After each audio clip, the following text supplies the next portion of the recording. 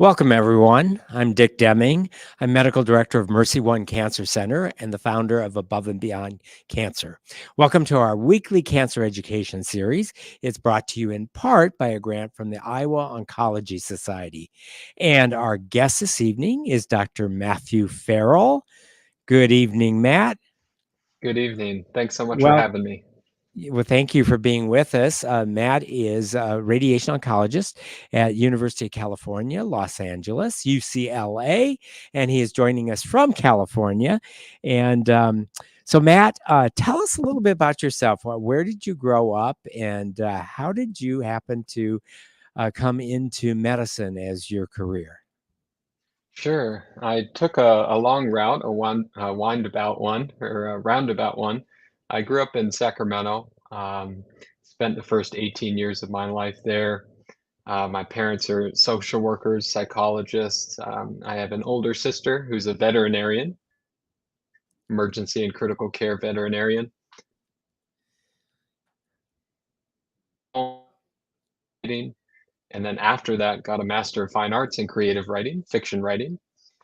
And it has been I love film, love writing, and after after that, I basically was deciding what to do with my life. Did I want to pursue a career as a writer, as a teacher? Did I want to um, pursue a career in the entertainment industry in screenwriting? Um, and then I realized as I was finishing that Master of Fine Arts program, which is a 2-year program in creative writing, I realized that a lot of the short stories that I had written were about cancer, people with illness, and a lot of this, some of this was encouraged by my mentor. Um,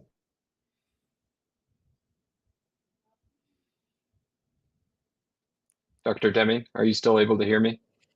Yeah, you're breaking up a little bit. The connection was getting better there, so we now have a good connection, but occasionally you slow down a little bit. Hmm. I wonder if I should try to join another way. Yeah, we have time to do that. We can. So those of you that are watching us live, please bear with us while we try to do a reconnection, and then we can edit it before we put it on our YouTube channel. George, do you think we're having a Wi-Fi connective issue here? I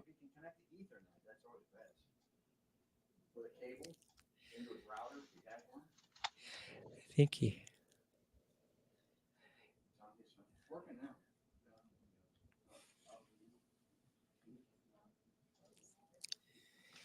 Continue working on this. Okay. Yeah, occasionally we see it just fine and then it freezes up.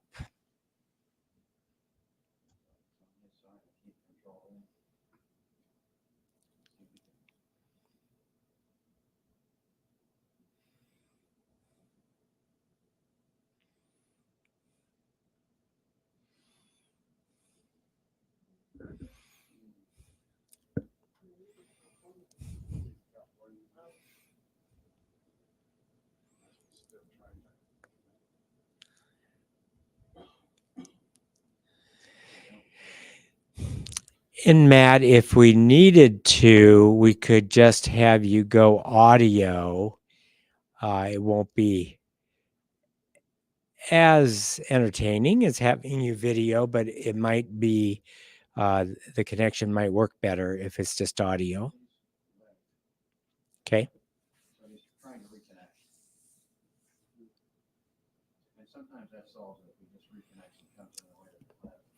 So if you're joining us live streaming, just bear with us. We're having some technical issues getting connected to our guest in California. There we go. Are Hey, you able Matt. to hear me? Oh, Yeah. yeah, the connection looks a lot better now. Okay, perfect. Sorry about that. That's part of the issue sometimes with working in the basement in radiation oncology. Really sorry about the delay there. I switched to my phone. Yeah. Well, we could blame it on maybe ice on the cables too, from our end. But All so right. thanks again. So we were Appreciate that. starting, and you're giving us a little bit of your background. And where did you get your undergrad degree, Matt? Sure. I went to Stanford and I majored in film, minored in creative writing. Didn't take a single pre-med class that I needed. Uh, and that, yeah. And then your MFA was that at Stanford as well? I did that at the University of Oregon. That's a Okay. 2-year program. This was in fiction writing.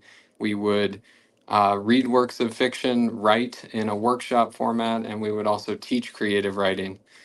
Fortunately, for those, if you're not familiar with Master of Fine Arts programs in creative writing, they're typically 2 years. A lot of them are funded, as was the one at Oregon, which is helpful for struggling artists. Um, and it was just a great experience. And after that, a lot of people asked me how I found my way to medicine, and I was trying to decide what I wanted to do. And I realized that a lot of the writing that I had done, the short stories that I had written, were about medicine in some way or another, illness, cancer. And I decided that this was something I was really interested in. So I thought I should explore it further. And so I decided to go back to school, did a post-bac degree in pre-med, and took every single class that I needed, and then applied to med school. It also helped that my wife, girlfriend at the time, was applying to med school, and I would follow her anywhere.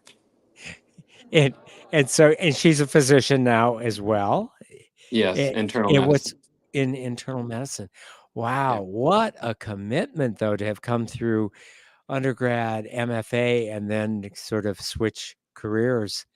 yeah, Um, you shared with us that you had a professor who was going through a cancer journey, and was that during your MFA? yeah. Ehud Havazelit, brilliant writer, great teacher, passionate teacher. He didn't talk about it often, but he had leukemia. And the first time I heard him mention it out loud was in a workshop. And a workshop is a class in which we all get together as writers and share our own writing. We usually have 2 short stories up for workshop at any given time. And we read them beforehand, we make detailed notes on them, and then we discuss them as a group. And during this particular workshop, he was pretty disappointed with the quality of work that we had put forward. And in his typical intimidating style, he said that these stories were not worth our time to discuss. Um, and he said, "I don't have time for this. I have cancer." Hmm. And that sounds really harsh, but I think he said this not to be harsh, but out of a sense of urgency, feeling that he might not have as much time left. And he felt, I believe, that a short story, um, a work of art, could save someone's life and could change their life. And he wanted to make sure we knew that. So he was really uh, helped motivate me to write, as well as helped motivate me to enter medicine. He had a lot of strong thoughts about the language with which we discuss cancer, how it's often discussed in heroic terms, in combative terms, using battle analogies, winning the fight. Um, and for him, who was a writer who favored nuance, he that didn't kind of mesh with his personality, and so he was helpful in terms of showing me the importance of language, specifically the importance of language with cancer. And yeah, he's one of my greatest mentors. Matt, when did you first hear the term narrative medicine? It was in my medical school. I went to Oregon Health and Science University, or OHSU in Portland. Great school, great town. Uh, they have a great narrative medicine program there. So we had sessions in narrative medicine where groups of medical students would get together read works of literature, and write. So you didn't know that term from undergrad or from MFA. It was a term that you first learned about when you were in medical school. That's right. Yes. Yeah. And I mean, what a perfect term for someone like you.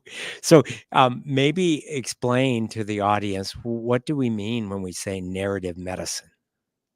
Sure. I think there are a lot of potential definitions, and I've heard you define it before as empathetic listening or empathetic observation. I think that's a really good one.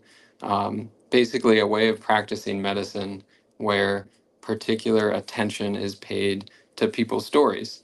And I think that can be alternate, defined in many different ways depending on your perspective as a physician, as a healthcare worker of any kind, as a patient, as a caregiver, as any loved someone with a loved one who is going through an illness. So I think the content of narrative medicine is health and illness, and kind of the means to explore those areas deeply, I think, have to do with paying very close attention. So I'll steal maybe your definition of empathetic listening as a good way to think about it. Yeah, and in medical school, was it presented as a sort of a class or a conference in your did you was your medical education sort of the classic first 2 years classroom and the second 2 years clinical, or were you newer curriculum where everything got brought together from day one in medical school? Yeah, we were the second year of a revamped curriculum. My wife, who had knew that she wanted to do medicine earlier than me, she went to the same medical school 3 years ahead of me, and so she was in the old curriculum, and I was in the new curriculum. And so she had that more traditional format, and they shortened the preclinical years for us to about a year and a half. And they also incorporated clinical medicine and kind of practical skills from day one.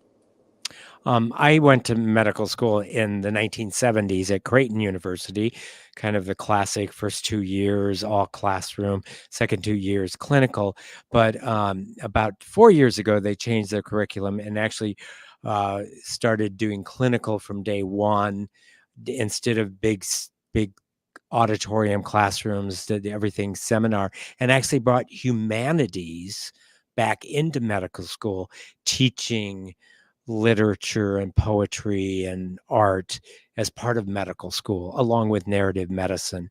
And whenever I think of my practice of oncology, I know that my knowledge and interest in the humanities plays a greater degree to influencing my success than if I'd had 10 more organic chemistry classes. Not to be anti-science, but in terms of practicing clinical medicine, communication skills and humanities are huge in terms of how you interact, communicate, and treat patients. And I was curious, was there some focus on humanities in medical school as well? Sure, and I completely agree with all of that. And I think one of the nice things about a lot of the revamped medical schools across the country, and OHSU is one of them, and UCLA, where I am now, is also in the middle of an overhaul of the curriculum that has a big emphasis on the humanities and arts and medicine.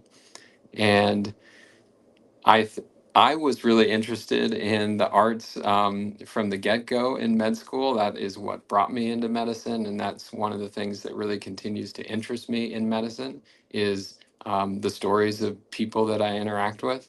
And fortunately, OHSU had a big emphasis on that too, where we had many sessions and courses uh, in narrative medicine.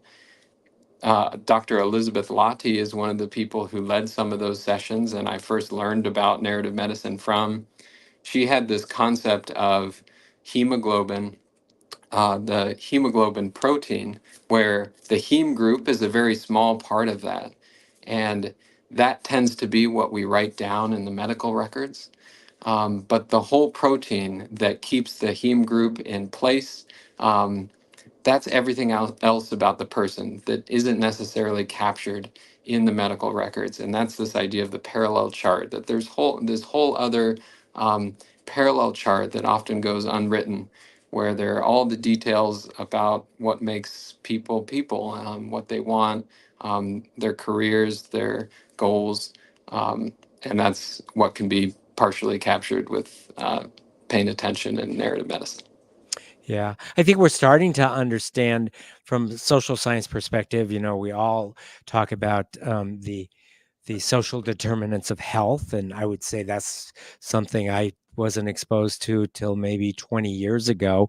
Certainly not something I studied undergrad or medical school, but I think narrative medicine and bringing storytelling and the humanities and personality and actually the philosophical perspective that patients have on life, how that affects their health and how it affects a healthy interaction between a human being, with all of the social determinants and the philosophical, religious perspective, how that impacts the way we take care of patients. Maybe describe a little bit. You're meeting a patient for the very first time. Obviously, as oncologists, there's something written, and you've had a chance to sort of review their diagnosis, a little bit of the workup.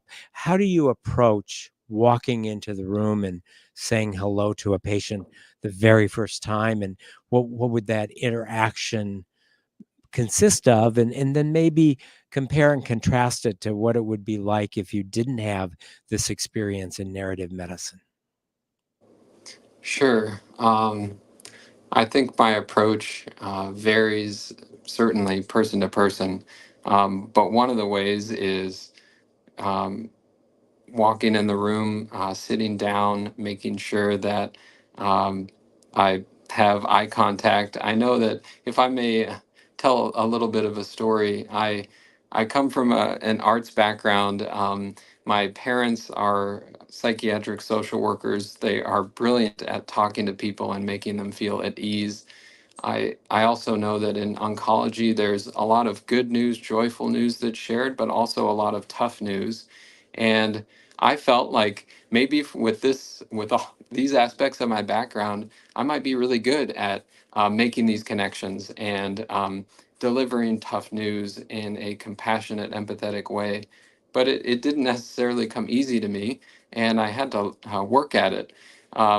In medical school and beyond, there were these acronyms that were used to try to kind of deliver difficult news in an empathetic way, where it would remind you to um, walk in slowly, sit down, make eye contact, do teach back moments. And all of those are really important.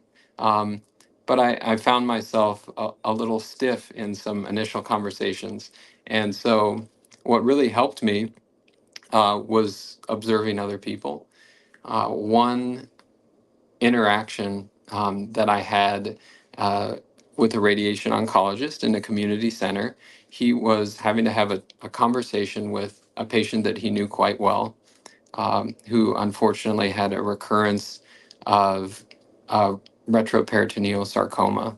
And this is um, he had already received a lot of treatment with surgery and radiation, and so there weren't that many options left at this stage.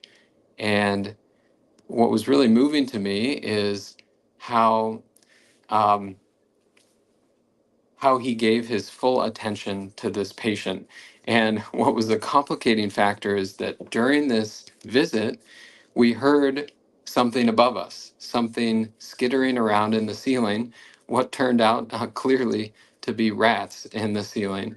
Um, this was not at UCLA, at our center, um, but it was one of these ceilings, kind of like this one above me, where there were fiber boards, and there's that part above the suspended ceiling where there's a space, that dark space of nightmares. Well, there were a couple rats chasing themselves around up there, really loud. everyone kind of chuckled about it. The patient was very understanding about it. The attending physician that I was talking with, or that what I was with, he apologized, said this had never happened before, which it hadn't, and he offered to switch rooms, but the patient was like, "No, that's not necessary." And so they continued the conversation, and despite this distraction, the attending doctor still had a wonderful conversation in which he talked about options, asked the patient what his goals were, talked about what was most important to him between um, kind of independence, pain, as well as longevity or spending time with family, and was able to come up with a great plan that was individualized to him that ended up focusing on pain relief and comfort. And after that conversation was over, we went back to the physician's office, and he shut the door and he shuddered and he said that, "Oh my goodness, rats are my greatest fear. I thought at any moment that the rat might fall on me, land right on my neck, and I would have screamed." And that just reminded me what I was in the presence of greatness in terms of his ability, closest to one of his greatest fears, to still have such a close connection with a patient. So what I try to do is mainly just be present. Try to put all the distractions out of my mind, whether that's finishing the next node or working on a research project or anything outside of that individual visit, um, whether it's rats in the ceiling or anything else. Just trying to be present in that moment. Do you have a template is maybe too cold of a word, but do you have a particular style or a way of starting a conversation? Obviously, understanding that sometimes the conversation starts on its own, depending on the patient and the family that's in the room. But do you have a strategy for getting to know the person before you start to know the cancer? I think one of the one of the things that I tried to do is discover some of those aspects in that parallel chart that might not be in the medical records. And I remember hearing about another oncologist who basically populated a lot of the medical note beforehand and spent the entire visit filling in the social history, uh, what they do for work, what's important to them, um, who their family members are. I know that a lot of folks come in with family members, caregivers, uh, partners, children, parents, and making sure to acknowledge them too. I don't have a template or a line that I always say. I know that I think you have talked about asking what high school people went to and what they were known for in high school. I think that's a great way into a subject that they might not often talk about or might almost never come up in a medical record. Um, but just open-ended questions like, tell me about yourself, tell me why you're here and what you're hoping to get out of this and how we can best help you.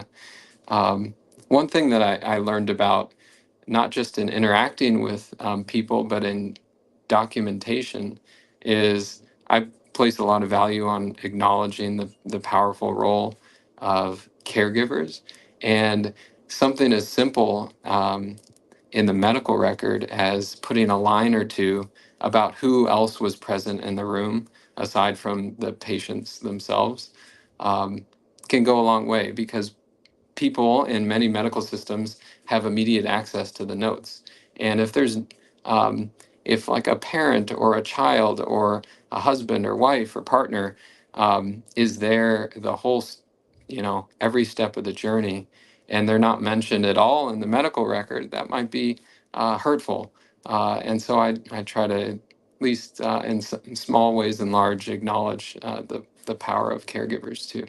Yeah, and sometimes it's important to also acknowledge what the caregiver the role they play, but also maybe professionally. I can think of one of a patient who has a son who's a neurosurgeon at an academic center, and having that information in the my chart not only refreshes my memory when I go to see the patient. Oh yes, this is the patient whose son is a neurosurgeon in St. Louis, but it also, as you said, our records go to all of the other providers, and there's not normally a place in the chart where what does their son do for a living. Sure. Unless we mention it in our sort of our social history, um, and it does humanize the chart, and useful not only for us when the patient comes back for follow-up to remind us what we learned in our first meeting, but for other professional caregivers in the healthcare system. Sure. Interested in learning a little bit more about you and how you chose specifically radiation oncology.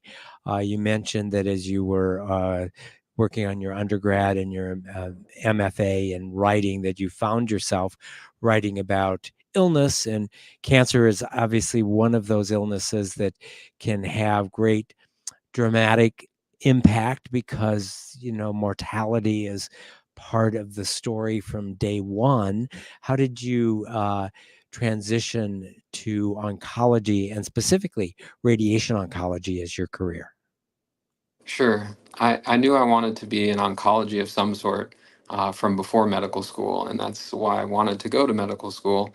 And part of that was family members, loved ones who had been through cancer and had had a big impact on me. And part of that, again, was my writing mentor, Ehud, and just what he was going through and the way he talked about. All aspects of his life really encouraged me to enter oncology specifically. I remember we used to have one-on-one meetings a lot, and he would begin each meeting with the question, "What's the most painful thing happening in your life?" And so he wasn't very big on small talk. He got right to the point, and those were kind of like therapy sessions with a, I guess, really in your face, intimidating therapist. But that's how I think he viewed writing. It is a tool um, to explore the most meaningful and sometimes the most painful things going on in our life, and to turn that pain or hurt or joy into something beautiful, or a work of art. Mhm. Um, and the way that he wrote about illness in his stories, for instance, the last story that one of the last stories he wrote, uh, he sent to me when I was a first year medical student, just starting medical school, and he uh, unfortunately passed away soon after that. Um, he sent that story to me with the following instructions: read this when you need a break from memorizing the 347 bones of the foot. He was a brilliantly and darkly funny person. But this was a story about a father who was dying of cancer, and he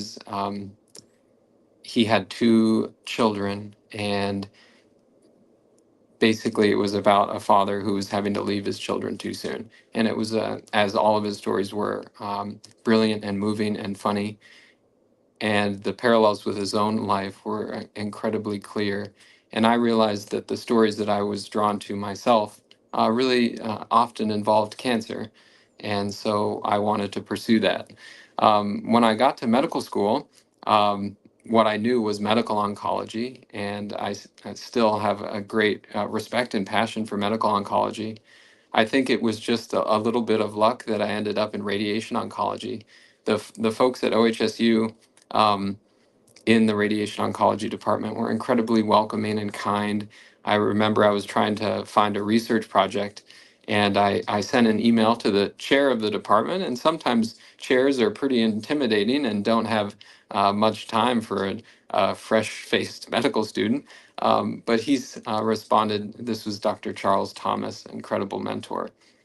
He responded right away, welcoming me to the department, introduced me to a lot of folks, and I met with other great mentors like Dr. Tim Mitten, um, and I just really liked the kind of the combination of technology as well as the time to talk to people. So it was a great fit for me, I thought. Yeah.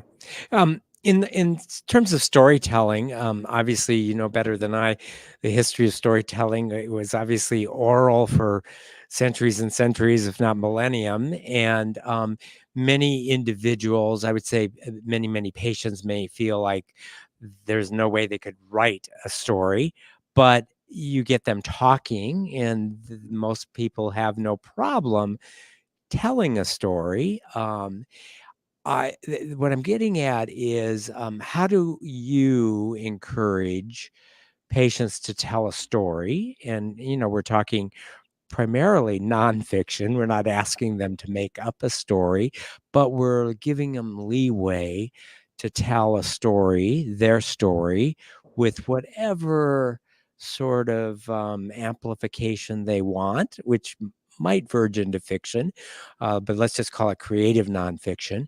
And then I'm also interested in storytelling on the part of the professional.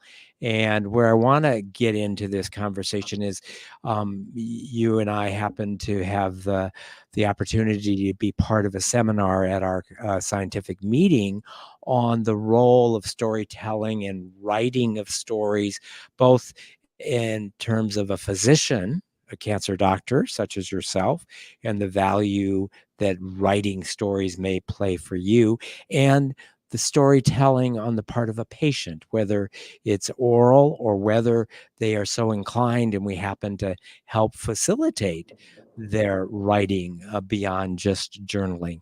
So I don't know if there's a question in there, but uh, your thoughts about encouraging storytelling on the part of your patients, and then also the value of formalized writing in terms of storytelling on the part of the professional caregiver, such as yourself. Sure. A lot of great thoughts in there, and I agree with everything you said. And it's interesting that physicians, patients, everyone, they, I hear a lot of people say that I'm a terrible writer. I could never write anything. I hated English classes. Um, and I feel like there's a fear, a barrier, a lack of confidence that a lot of people have in their writing skills. But you are exactly right that I know that they are incredible storytellers because I've heard them tell so many great stories. And so I think one exercise we did in the MFA program was to, instead of writing a story, just tell a story to the group. And so next time you're telling a story or listening to a story, you could kind of pay attention to the choices you're making, the details you're including, the order that you include them in. Part of the problem there then is when you start paying attention to how you're telling the story, maybe that starts to close you down a little bit. But I think everyone is the expert in their own experience and incredible at telling their own stories. And I would just encourage folks to, by whatever means necessary, tell that story or put it down in the page on the page formally. Um, and I bet a lot of folks would be surprised by how well crafted they are, even if they've never written a thing in their life.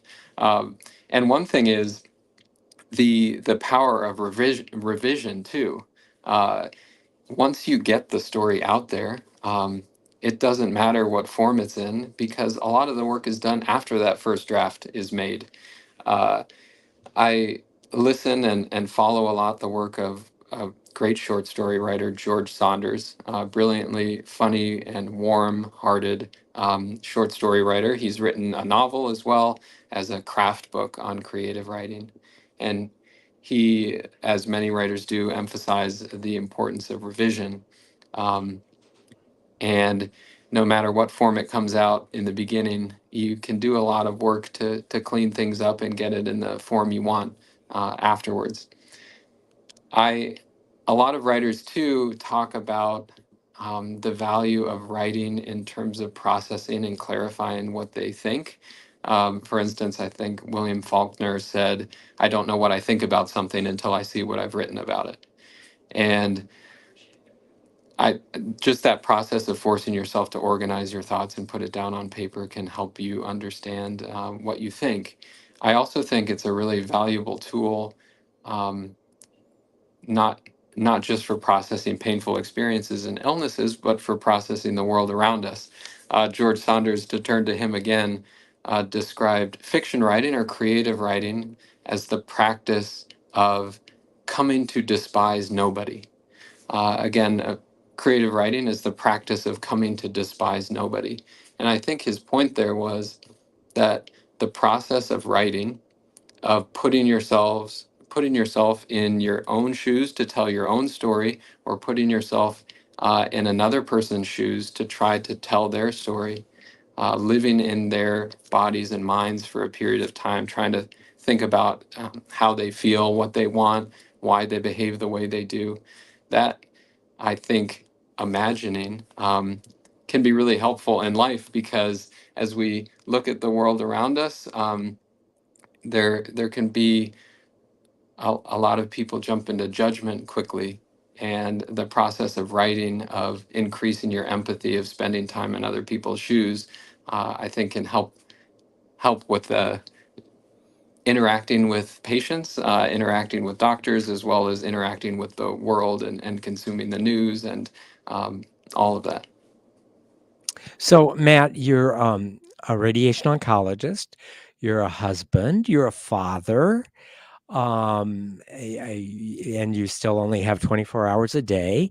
I suspect with your background, you still find time to read and or write and or watch films, and maybe tell us a little bit about how you still incorporate um, storytelling, either reading, writing, viewing films. How do you s- get those creative juices and um, the meaning, purpose, joy of life that comes from those creative arts? How do you work that into your busy schedule?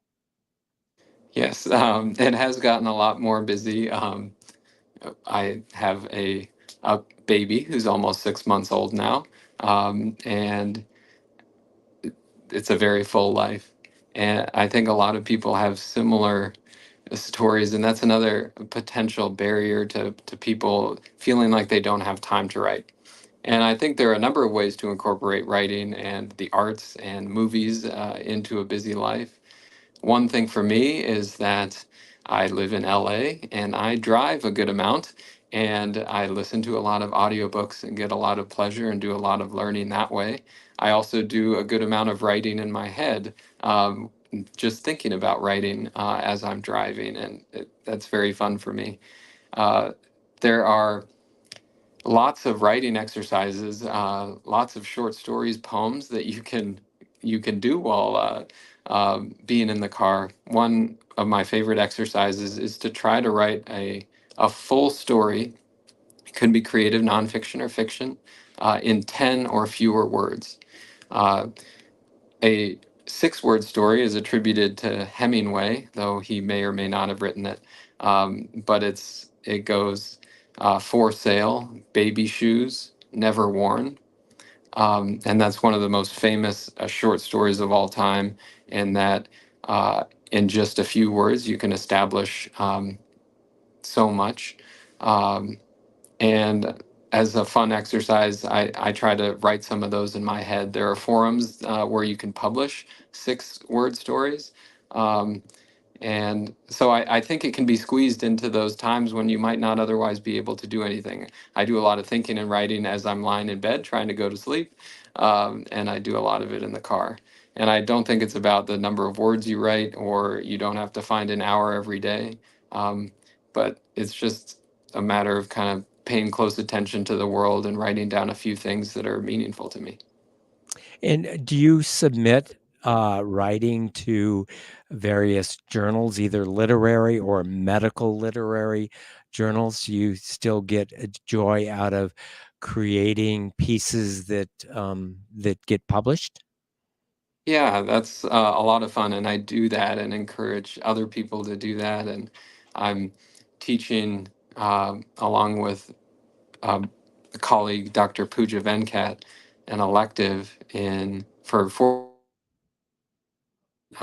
narrative medicine, and they in just a few short weeks produced incredible works of poetry and creative nonfiction, and and they all submitted those to literary or to academic journals. There are so many forums to read and publish creative narrative work. There are dozens, hundreds of literary journals. And many of the big medical journals also have sections dedicated to narrative work. So, JAMA, Journal of Clinical Oncology, Practical Radiation Oncology, so many of the big ones have long standing series dedicated to narrative work. And so I read those to expand my view of medicine and for inspiration. And I occasionally try to submit, and it's always fun to get your work out there.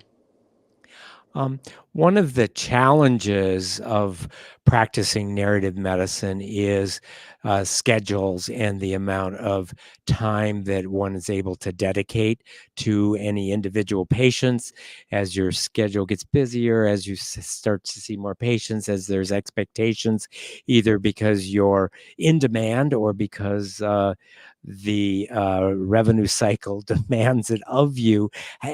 Has that been an issue for you? And how do you at UCLA help carve out enough time to be able to practice narrative medicine with your patients? And what's your understanding of colleagues in other specialties besides radiation oncology? Sure. I'm not sure I have a great answer for that. I'm still figuring that out. I say that I would say that I run more slowly than many people, and so it's I it's difficult for me to find time because I take my time with each thing that I do. Um, it's nice when you have gaps between patients so you can spend more time with each one and then take more time to process before and afterwards. Um, I also think that if, as I have been lucky to do recently, to set aside certain hours for, say, teaching this class on narrative medicine, which is basically a creative writing workshop for medical students. Um, those are dedicated hours where I can fully participate and feel like my mind isn't stretched in too many directions at once. Um, I don't have a perfect answer because a lot of people are just so busy with we, I think, are fortunate in maybe having longer appointment than a lot of folks. My wife, who's in internal medicine, has much shorter appointments for new patients and for follow-up patients than I do. She is incredibly efficient, and I'm so impressed by how she is still able to always ask each patient when she's getting to know them, tell me about yourself. Who are you? What do you like to do? What do you do for work? Um, Yeah, so maybe you should ask her because she's Okay, better at it yeah. than I am. But you raise a good point. I mean, you really can establish a caring relationship in a fairly short period of time, and part of it is the style and substance and just how attentively you're listening. And I'm sure you've experienced it as well. Maybe you spend 10 minutes letting a patient tell their story that you know they don't get to experience that with other physicians. It would be Sure. nice to let the patient talk for a whole hour, but you do have some medical business you have to get to. And with attentive listening and being present, you can do that in a shorter period of time than you might think if you're really focused. Agreed. Um, what other aspect of narrative medicine have we not touched on? We're going to, in just a few minutes, go to questions and answers. But is there anything about narrative medicine or what you see as the practice of medicine? So you're coming to it with eyes that are fresher, newer than mine, but I'm sure you're working with colleagues that are some of whom are my age. Are you seeing generational changes in the way that you were trained, the way that you come at it versus someone whom is maybe trained, 30, 40 years before you? I'm not sure that I have necessarily noticed that. I think there have been a lot of changes in medical school curriculums and more kind of opportunities from the beginning to get engaged and to practice narrative medicine. But a lot of the people that I have learned from are at all stages of their careers and at all stages of writing experience. So I don't see a generational divide, or I've just seen a lot of interest from everyone I've talked to about it. Uh, and I've just heard all of my friends and colleagues share such great stories that I'm always trying to get people to write those down and send them out, because I think that I benefited a lot from hearing them, and I know that so many other people would. So I think that fortunately there's just a lot of interest from many people. Um, One thing I that maybe doesn't come up too often in terms of the logistics of, if you're interested in getting your work out there, but don't really know where to start. There are lots of places to start, whether it's medical journals or literary journals, and you can Google just narrative medicine journals, and there are various places that have big lists of them that include literary and academic ones. Um, One major difference, maybe, between a literary journal and an academic journal is the publishing rights. This is kind of a boring side of things, but literary journals, when you publish in them, they ask for what are called first North American serial rights, meaning they have the right to publish what you give them for the first time in North America. And then after they do that, all the rights revert back to you as the author. Whereas most academic journals, for scientific articles and for their narrative pieces, they have the rights moving forward to the essay that you create. And I don't think there's a problem with that. It's just a difference that I think folks might want to be aware of in case you have future plans for whatever you're submitting to folks.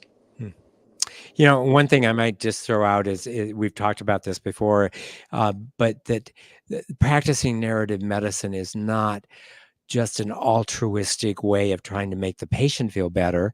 The practice of narrative medicine, I mean, like a hug, works in both directions, and it just makes our professional satisfaction just so much better, because we know that we are providing a service that not only helps us be better doctors, but helps us feel better about the way that we're able to provide healing to our patients.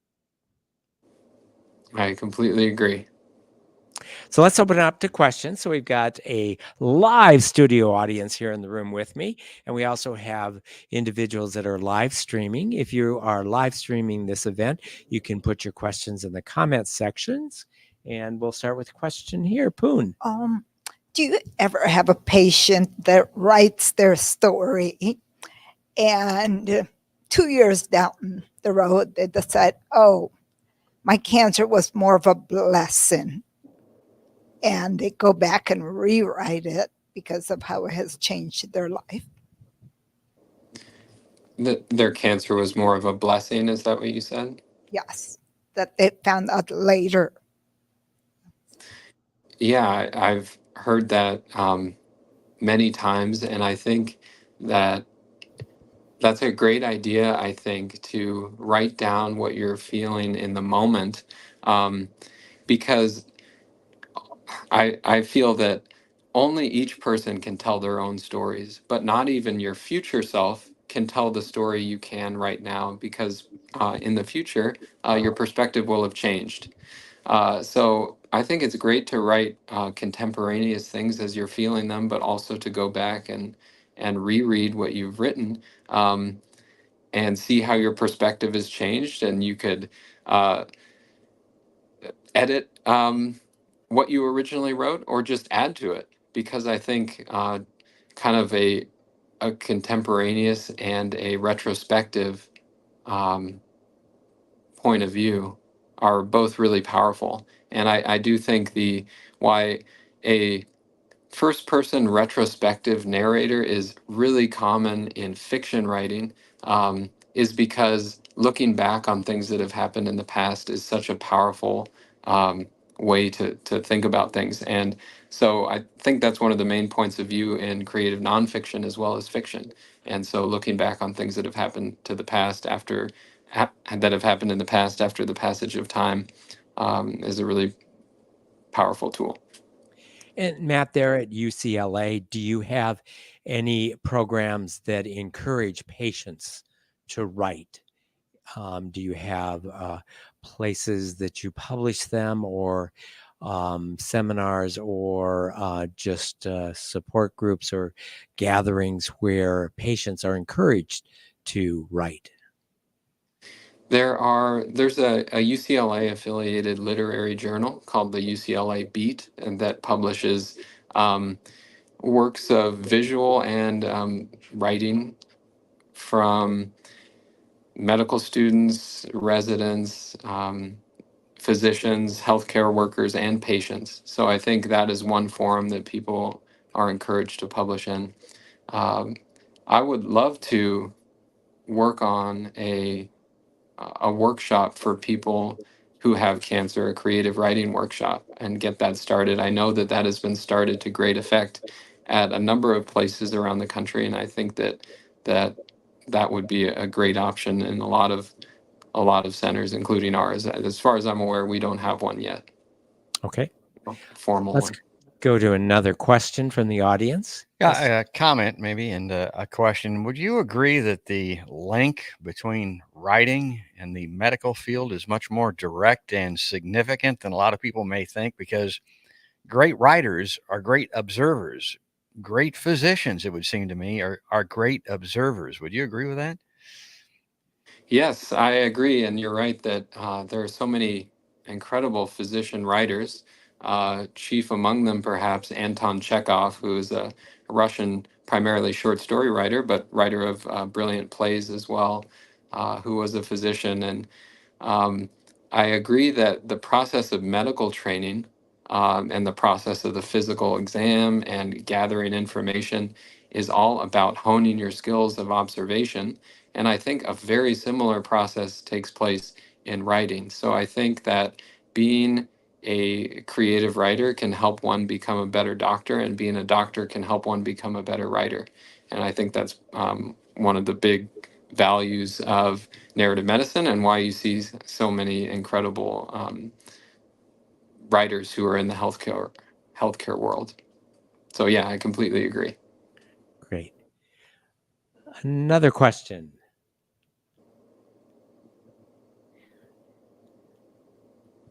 Looks like we've exhausted all the questions.